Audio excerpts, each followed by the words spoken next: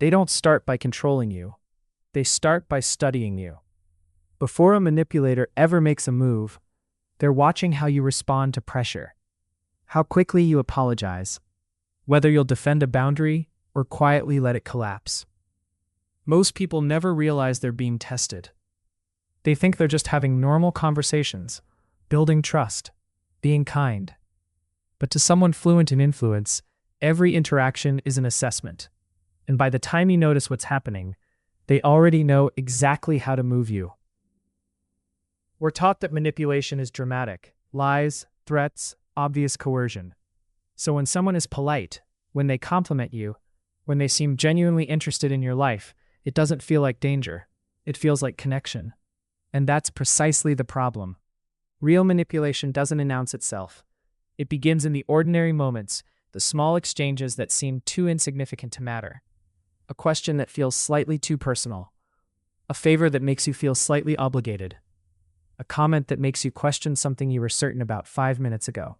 The truth is, most people walking through their daily lives have no idea they're being psychologically mapped. A manipulator doesn't need weeks to understand you. They need one conversation where you reveal how you handle guilt, criticism, or silence. One moment where you show whether you'll stand firm or fold under social pressure. These aren't random interactions, they're diagnostic.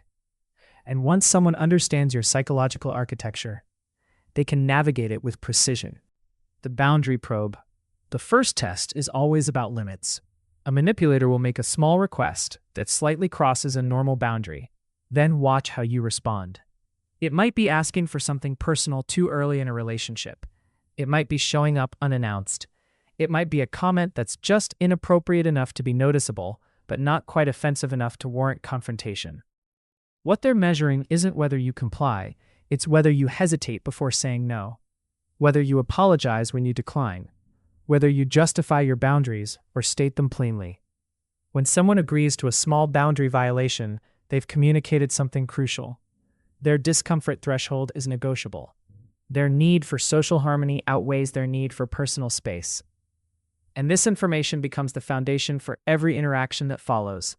In a workplace, this might look like a colleague asking you to cover for them on something that isn't your responsibility. The request itself is secondary.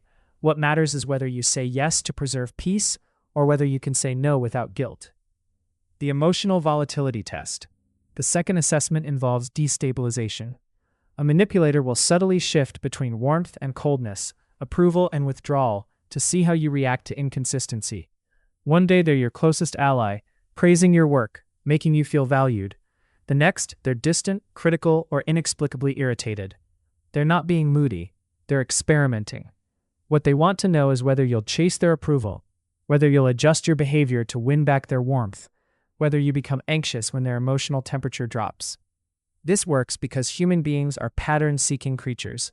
We want relationships to be predictable. When someone disrupts that predictability, our brain immediately starts searching for what we did wrong, what we can fix, how we can restore equilibrium. A person with strong emotional regulation will notice the shift, but won't personalize it. They'll maintain their own stability, regardless of someone else's fluctuating behavior. But someone who hasn't developed that skill will unconsciously begin performing for approval, trying to solve a problem that was manufactured specifically to measure their compliance. The isolation gauge, the third test, determines how much outside perspective you have access to. This doesn't mean physically isolating you. Not yet. It means measuring whether you'll keep certain conversations private, whether you'll defend the manipulator when others question them, whether you'll prioritize their version of events over your own perception. This often appears as subtle requests for confidentiality. Don't mention this to anyone but, or people wouldn't understand what we're building here. The content of the secret doesn't matter. What matters is whether you'll create a psychological bubble where their influence is the primary voice you hear. In relationships, this might manifest as someone making you feel uniquely understood while simultaneously implying that friends or family members don't truly get you. They're not explicitly telling you to cut people off. They're testing whether you'll start naturally withdrawing from outside input, whether you'll stop checking your perceptions against people who might offer competing perspectives. Once someone becomes your sole interpreter of reality, their influence becomes nearly absolute. Consider how this unfolds in ordinary life. You start a new job, and a senior colleague takes you under their wing. They give you insider information, make you feel included, share perspectives that make you feel sophisticated for understanding them. Then one day they ask you to misrepresent something minor in a report. Nothing significant, just a small adjustment to data that makes their department look better. You hesitate, and they don't push. They simply become slightly colder over the following days.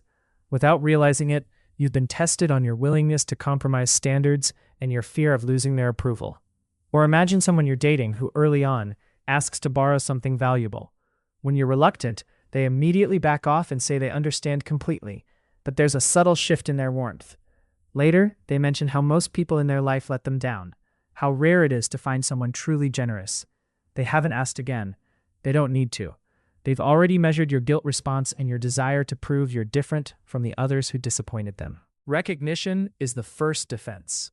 Pay attention to interactions that leave you feeling slightly off balance, where you're not sure what just happened, but you feel different than you did before the conversation. Notice when someone's requests come with subtle emotional consequences, where saying no results in coldness, or where compliance leads to escalating demands. Healthy relationships don't require constant negotiation of your internal comfort level. The second defense is maintaining external reference points. Talk to people outside the relationship about what's happening, not to create drama, but to check your perceptions. Manipulators rely on you trusting their version of reality more than your own instincts. When you articulate your experience to someone else, patterns that seemed normal in isolation suddenly become visible. The third defense is responding to tests with consistency rather than performance.